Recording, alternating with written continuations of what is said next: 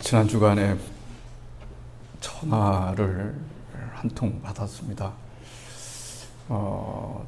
전화가 발신이 제가 알지 못하는 누군지도 떠있지 않는 핸드폰 번호라 받을지 말지 고민하다가 거의 끊어질 쯤 되어서 전화를 받았습니다. 전화 속에서 소리가 났습니다. 장혜진 목사님 되십니까? 맞습니다. 이랬습니다. 저는 저기 충청남도의 금산에 있는 홍도라고 하는 곳에 있는 홍도교회 목사 아무개 목사입니다. 이렇게 얘기하더라고요. 깜짝 놀라서 익히 들었던 이름, 또 제가 잊을래야 잊을 수 없는 교회의 이름이 그분에게서 나왔기 때문에 그렇습니다. 인생을 살다 보면 기억하고 싶은 것이 있고 잊고 싶은 것이 있습니다. 저도 목회를 하다 보면 기억하고 싶은 일들이 있고 잊고 싶은 일들이 있게 마련입니다. 사실을 많은 사람들이 제 자신도 그렇지만 첫 목회라고 하는 것이 있습니다. 첫 번째 목회, 목사님들에게는 첫 목회라고 하는 것이 있습니다. 첫 목회는 참 차원이 다릅니다. 그래도 우리 첫 아들이 첫 딸, 첫 아들, 첫 아이 그만큼 의미가 많이 있습니다. 태어나서 부모가 돼서 첫 엄마, 아빠가 되게 해준 아이들이 아무래도 마음이 가기가 마음 쓰임이 또 남다르고 또 감사할 때가 많이 있죠. 그래서 저는 목회를 그러니까 30년을 했다고 말씀을 드렸습니다. 30년 했는데 3번을 개척을 했고 1번을 부목사 생활을 했습니다. 그런데 첫 번째 목회가 어디냐고 물어보면 저는 경상남도 봉화군 석포면이라고 하는 석포소망교회가 제 첫 목회지다 이렇게 얘기를 합니다. 그리고 그 전에 목회를 하던 자리가 사실은 홍도교회라고 하는 교회입니다. 그런데 제가 그 교회를 별로 생각하고 싶지 않은 그런 첫 목회지였습니다. 그래서 사실은 그쪽에 생각하면 별로 기분이 좋지는 않습니다. 30년 전이죠. 29살에 결혼을 막 했습니다. 얼마나 가슴 뛰었겠어요. 첫 목회지, 결혼. 가슴이 뛰던 그런 시절이었습니다. 친구가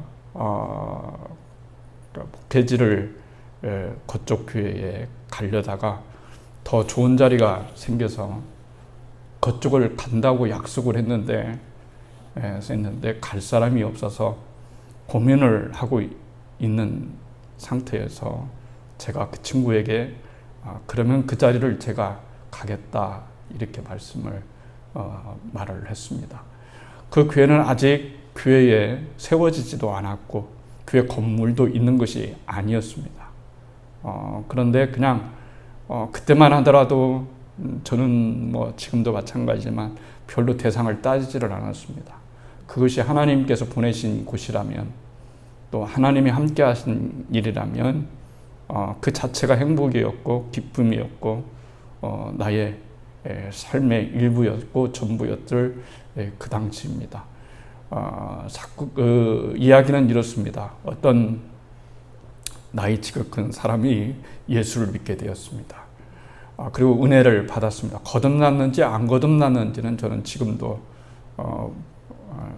명확하게 말은 할 수는 없지만 어쨌든 은혜를 받고서 그가 생각했던 것은 고향에 내려가서 자기가 그 집에서 교회를 시작해서 교회를 세워야 되겠다 하는 이런 이야기를 해서 그 교회가 이제 태생이 되지 않을 그때였습니다.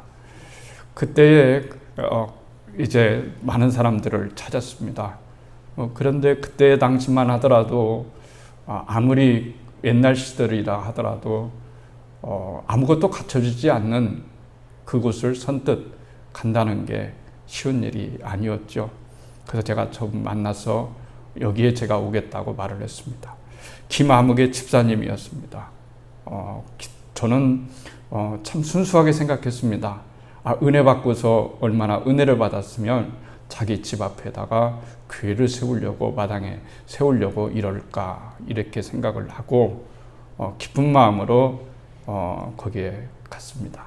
가서 움막을 개조를 해서 거기가 예배당이 되었습니다.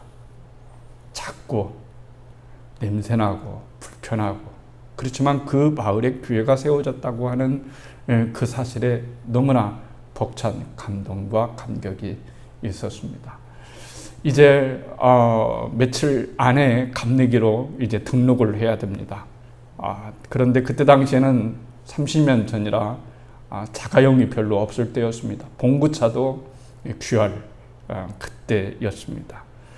그런데 충청남도 금산이면 금산군 홍돌이 아주 조그마한 마을이죠. 거기에서 이제 대전까지 가서 교회 설립 등록을 해야 됩니다. 아내와 함께 신혼여행 가는 그날에 큰 백을, 신혼여행 가방을 시내버스에 몇 번 갈아타고 시외버스를 갈아타고 큰 가방을 질질 끌으면서 감리사님을 만나고 그래서 교회 등록을 했습니다. 그리고 감리기로 세워졌습니다. 그런데 문제가 생긴 거예요. 모든 것의 그 주인은 주님이 주인인 것도 아니었고 이 사람이 주인인 거예요. 몇 명 동네 사람 이제 전도에서 나오는데 모든 것을 본인이 하나님이고 본인이 주인이고 본인이 목회자고 더 이상 목회가 이게 될 수가 없어요. 자기 것이라고 다 생각하니까요. 그러니까 마음이 너무 아팠어요. 제가 성품상, 성격상 누구하고 다툼을 싫어합니다. 그냥 내 자리가 아니다 라고 생각하면 그냥 제가 떠나면 되는 거 아니겠습니까? 열심히 기도하는 가운데 어떻게 했으면 좋겠습니까? 주님 그러는데 경상북도 봉화군 석포면에 거기에 교회가 또 없다. 누군가 세워져야 된다. 이러길래 그 홍도 교회를 사임을 하고 다시 개척을 하러 산골짜기에 들어갔습니다. 그때 일을 생각하면 아내에게 미안한 감이 사실 듭니다. 첫 목회지 반듯하고 성도도 있고 섬기는 사람도 있고 있으면 얼마나 좋겠어요. 성도라고 있는데 주인 노릇하고 또 사택도 없어서 빈집을 다 수리를 해서 참 거기 풀은 우거졌죠. 거기에서 신혼생활을 하죠. 수돗물은 안 나오니까 옆집 아주머니에게 말을 해서 그쪽에서 퍼다가 먹죠. 이루 말할 수 없는 고생이었지만 한 번도 우리는 고생이라고 생각을 하지를 않았습니다. 그리고 저는 경상북도 봉화군 석포면으로 갔습니다. 거기서 열심히 다시 집을 하나 방을 빌려서 목회를 시작했고 몇 년이 지나지 않아서 건축을 하게 되어지고 거기서 열심히 목회하니까 소문도 좀 잘 나고 주변의 사람들이 인정도 또 해주시고 그래서 서울에 있는 좀 큰 이름 있는 그때 당시에는 그래도 영향력이 있었던 교회로 부목사로 그쪽에서 데려가겠다라고 이렇게 해서 고민 끝에 안 가려다가 갔습니다. 이렇게 말씀을 드리는 것은 뭐냐면 제가 첫 목회지는 제 인생에서 제 목회에서 제외했었습니다. 별로 생각하고 싶지 않은 그런 일이었습니다. 그런 장소였습니다. 그랬어요. 먼 훗날 이렇게 지나보니까 이 사람이 어떻게 후임자에게도 괴롭히고 또 너무너무나 힘들게 하는지 나중에는 감리교로였다가 장로교로 바꾸고 장로교로 바꿨다가 또 감리교로 또 들어오고 이렇게 하는 그런 일이 있다가 그냥 제 인생의 한 부분이었다. 생각하고 싶지 않은 그냥 한 부분이었다라고 생각했는데 갑자기 전화가 온 거예요. 주부를 보다가 교회에 30년이 됐으니까 교회 정리를, 교회 연역을 만들어야 되겠다. 교회 역사를 점검해야 되겠다. 이렇게 해서 자료를 모으는 가운데 첫 번째 일대 목사님이 장혜진 목사님이라는 사실을 알게 되고 그래서 자료를 좀 모으고 싶고 또 교회 연역을 다시 세우고 싶다. 이렇게 해서 전화가 왔습니다. 전화를 받고 난 다음에 여러 생각이 들었어요. 나는 잊고 싶어하는 그 일을 왜 하나님은 다시 기억나게 하셨을까? 나에게는 아픔밖에 되지 않았던 그 첫 목회를 주님은 왜 나에게 다시 그 목회를 생각나게 하셨을까라고 했을 때 결론은 그런 거였습니다. 그렇구나. 우리가 인생을 살아가면서 참 쓰리고 아프고 또 어떤 일이 있다 할지라도 그것이 진정으로 주님을 위한 일이었고 사람을 위한 일이었다면 주님은 세월을 지나도 그 일을 결코 너는 잊을 줄 몰라도 나는 결코 잊지 않는다라고 하는 하나님의 놀라운 사랑과 은혜가 거기에 들어있지 않은가. 저는 이렇게 생각해 보면서 그래, 내가 잘못했지. 내가 처음에 아픔을 많이 겪었다 할지라도 그것도 내 인생의 목회의 한 부분이었고 또 최선이었고 세상 말로 말하면 첫 목회의 순정을 거기다 다 바쳤는데 내가 이제 마음을 다시 새롭게 하고 그것을 내 삶의 일부분으로 하나님이 인정하신다고 하는데 왜 내가 인정을 하지 않아야 되는가 하는 생각을 했습니다. 사람의 죽음은 세 가지가 있습니다. 육적인 죽음이 있고 영적인 죽음이 있고 영원한 죽음이 있습니다. 육적인 죽음이라 하는 것은 생물학적인 죽음입니다. 누구나 다 겪는 그런 죽음입니다. 언제 죽을지 모르지만 우리 모두는 다 죽음이 예약되어 있는 사람들입니다. 예약 안 된 사람은 없습니다. 예약하면 반드시 그 시간 돌아옵니다.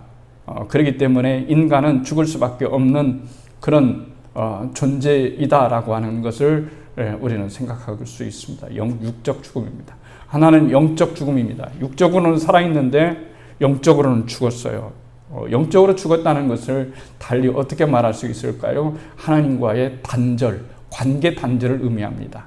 하나님을 아버지라 부르지 못하고 하나님을 아버지라고 인정하지 않고 하나님을 주권자로 인정하지 않고 하나님을 구원자로 인정하지 않고 이 세상에서 아무리 떵떵거리고 살아간다 할지라도 그 영혼은 죽은 영혼이다. 이렇게 말했습니다. 반대로 이 세상에서는 가진 것이 없고 또 붙잡은 것이 없고 이루어놓은 것이 없다 할지라도 하나님과의 관계가 살아있다면 그런 영적으로 살아있는 존재라고 말할 수가 있습니다. 그런데 또 하나의 영원한 죽음은 우리 모두가 다 믿는 자든지 믿지 않는 자든지 마지막 그날에 하나님 앞에 섰을 때 거기에서 우리의 운명이 다시 한번 갈라지게 되는 거예요.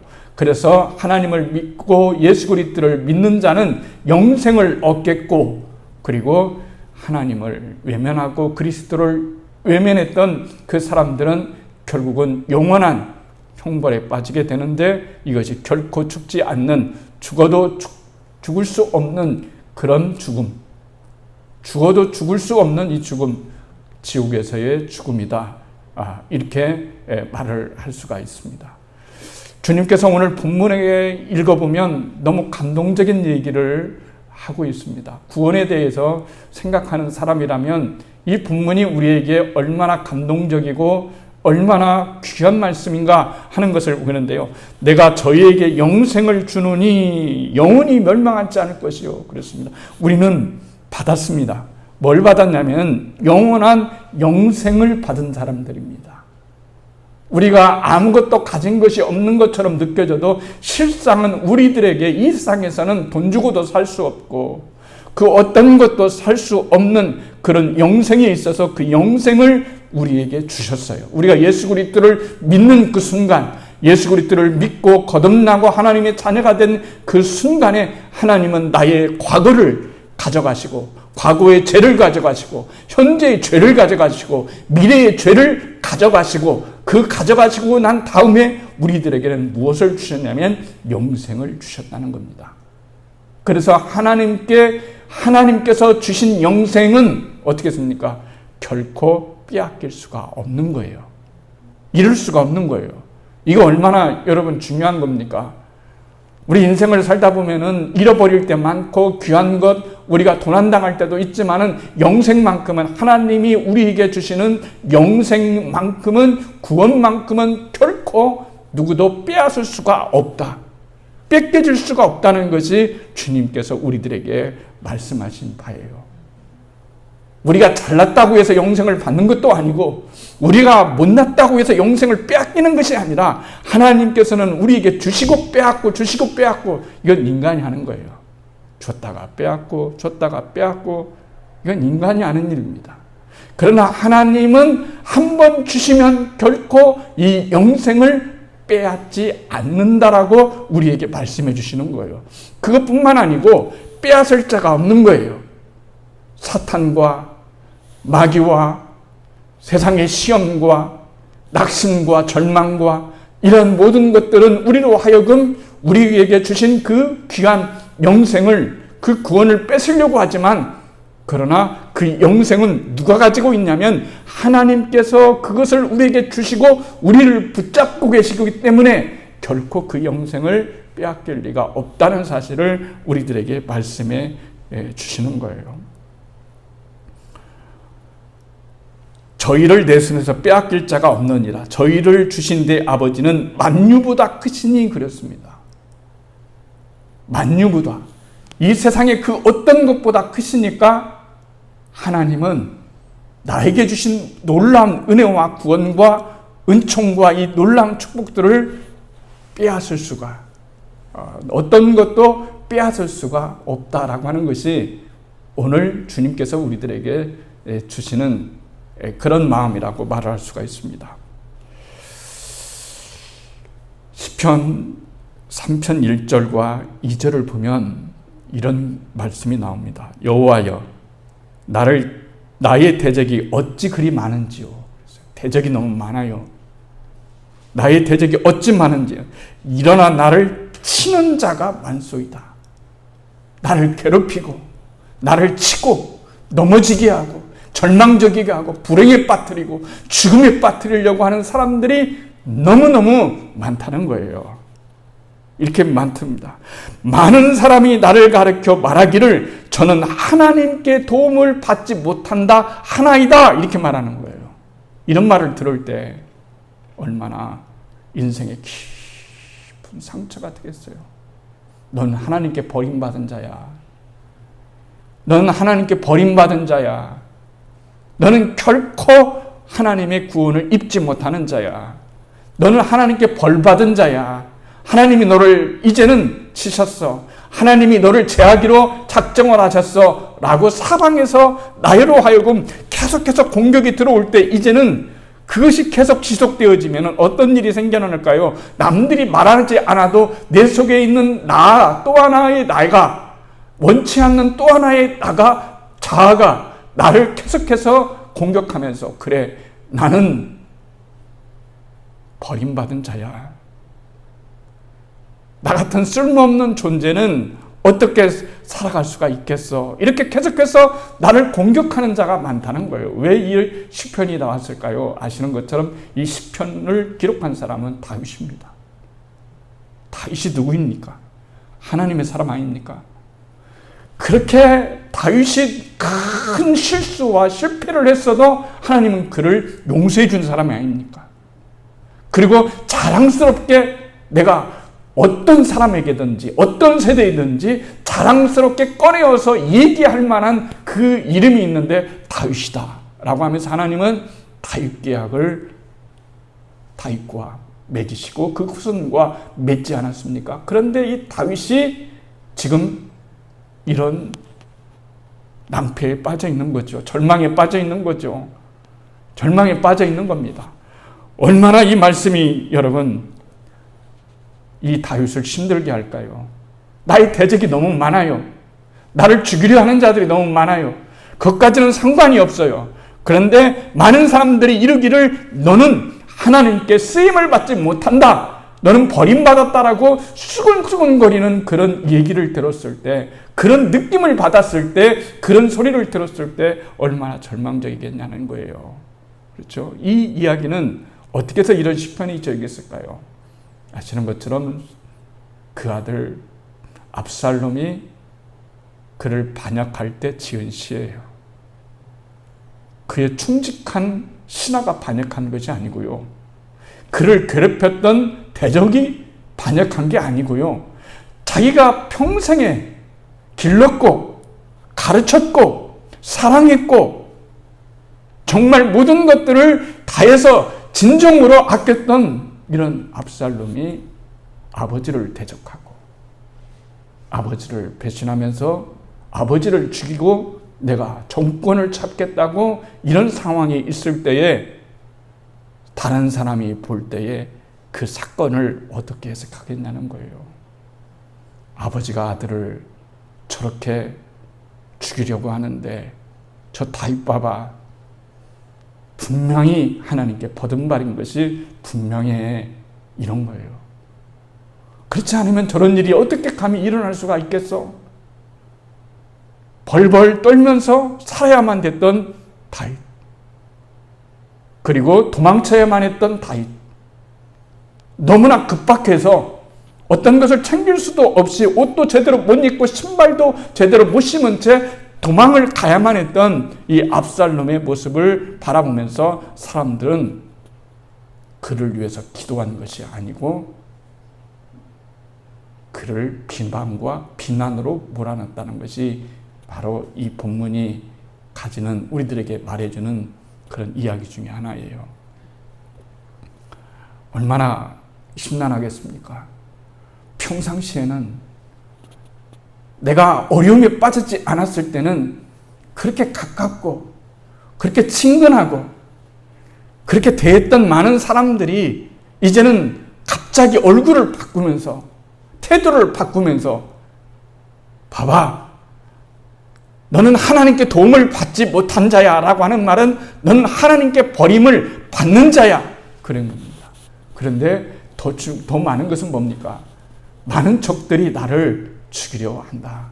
많은 사람들이 나를 죽이려 한다고 했을 때 코너에 몰릴 수밖에 없는 다윗의 인생을 바라보면서 그는 어떤 생각을 했을까요? 인간에 대한 생각은 그렇다고 친다 할지라도 하나님께서 왜 나에게 이런 시련과 이런 아픔을 주시는 걸까라고 이렇게 얼마든지 여러분 시험에 빠질 수가 있는데, 그러나 사람에 대한 것은 우리가 믿을 수는 없지만 그러나 믿을 수 있는 것이 하나 있는데, 하나님이 나를 붙잡아 주시는 것, 하나님이 나를 붙들고 있는 것, 하나님이 나를 보호해 주시는 것, 하나님이 나와 함께 하신다는 이 사실만큼은 절대로 잊을 수가 그리고 놓을 수가 없다는 진리의 사실이다라는 것을 다윗은 믿었어요. 이게 우리 인생에서 정말 중요한 겁니다. 아까 서두에 제가 옛날 천목회 얘기를 했잖아요. 내 인생에서 그 부분을 다 지우고 싶고 굉장히 상처를 많이 받은, 정말 나는 열성을 다해서 순수한 마음으로 그 교회를 하나 세우고 이 사람들에게 복음을 전하려고 하고 하는데 왜 그런 악한 사람을, 그때 당시에는 그랬죠. 왜 이런 악한 사람을 만나게 됐을까? 목회자도 없고 자기가 주인이고 자기가 모든 것들을 다 하려고 하는 이런 삶 속에서 정말 무엇을 제가 할 수 있었겠어요? 아무것도 할 수가 없는 거죠. 그러나 세월이 지났더니 그 세워졌던 그 교회는 여전히 지금도 존재하고 있고 동네 사람들이 구원받는 구원의 방주로 활용되고 있고 누군가 거기에서 다시 목회를 하면서 다시 하나님의 은혜가 회복되어지고 하나님의 은총이 회복되어지는 그런 놀라운 일들이 일어났을 때 그 소리를 듣는 저는 한동안 잘못 생각을 했구나 라고 하는 생각을 하면서 하나님이 주신 은혜, 하나님이 주신 축복, 하나님이 주신 구원은 결코 잃어버리지를 않는다는 사실을 다시 한번 생각하게 되는 거예요. 환경과 조건이 나를 그렇게 만들려고 하지만 하나님은 언제나 우리들을 붙잡고 있다라고 하면서 이렇게 말을 합니다. 천만이 나를 둘러치려 하여도 나는 두려워하지 아니하리로다. 인생 살다 보면 두렵잖아요. 염려되잖아요.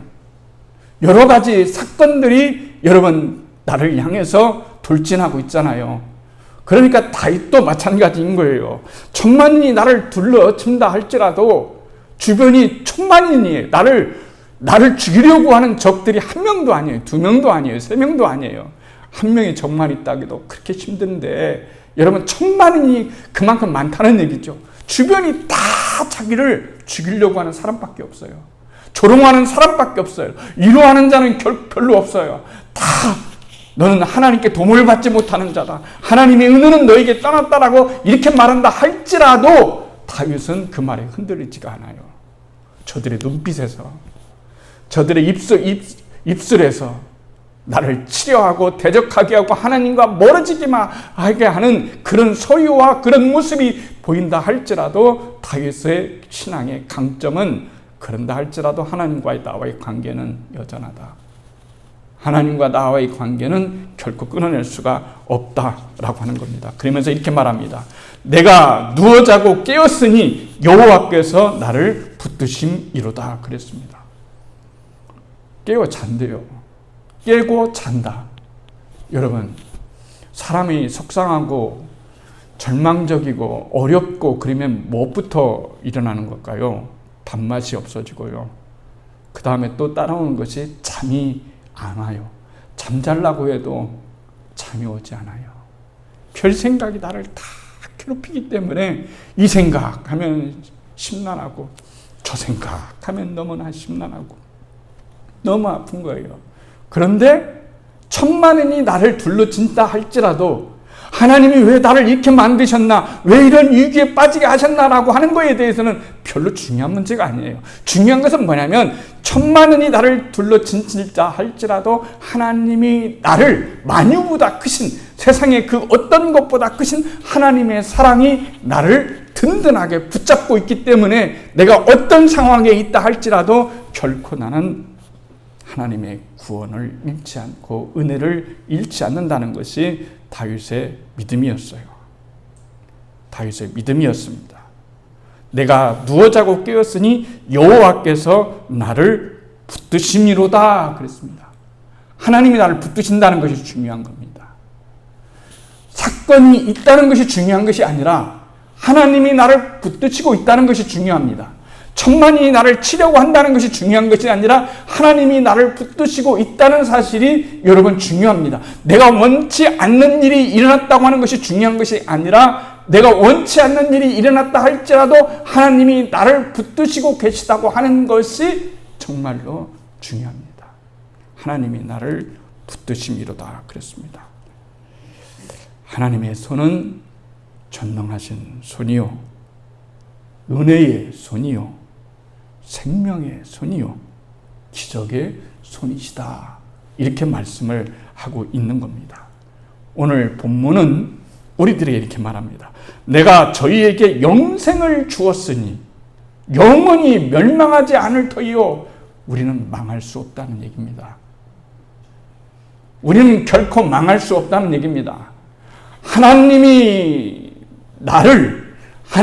나의 사랑하는 사람을, 하나님이 나의 사랑하는 가족들을 붙들고 자녀들을 붙들고 있는 한 결코 넘어뜨릴 수 있는 세력은 이 세상에 아무것도 없다는 겁니다. 그러니 우리의 시선을 천만인에게 나를 쓰러뜨리려고 하는 천만인의 걱정과 천만인의 근심과 천만인의 두려움에 시선을 갖다 놓는 것이 아니라 나를 붙드시는 그 하나님의 시선에 갖다 두는 것이 승리의 비결임을 우리들에게 말씀해 주시고 있는 거예요.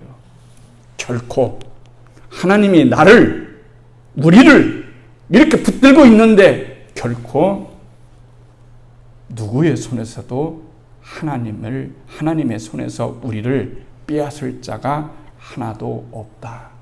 우리를 아버지의 손에서 빼앗을 자가 아무도 없다는 이 사실이 우리에게 위로가 되기를 원합니다. 힘이 되기를 원합니다. 이게 믿음입니다. 믿음으로 우리는 승리하게 되는 겁니다. 믿음이 있을 때 하나님의 역사가 나타나게 됩니다.